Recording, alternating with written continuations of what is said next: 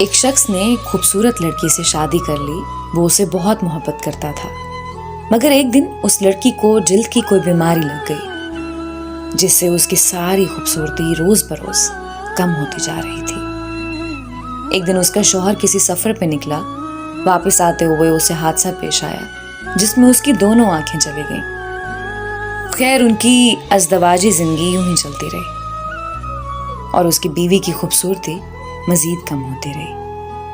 مگر اندھے آدمی کو اس بات کا علم نہیں تھا، لہٰذا ان کی زندگی پر اس کا کوئی بھی اثر نہیں پڑا. دونوں ایک دوسرے کو پہلے کی طرح چاہتے تھے اور ایک دوسرے کا خیال رکھتے تھے. خدا کا کرنا ایسا ہوا کہ ایک دن اس لڑکی کا انتقال ہو گیا.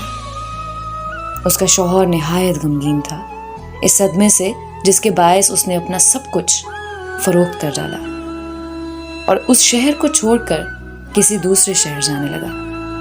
جاتے ہوئے راستے میں کسی شخص نے پیچھے سے آواز دی اور کہنے لگا، اکیلے کیسے جاؤ گے؟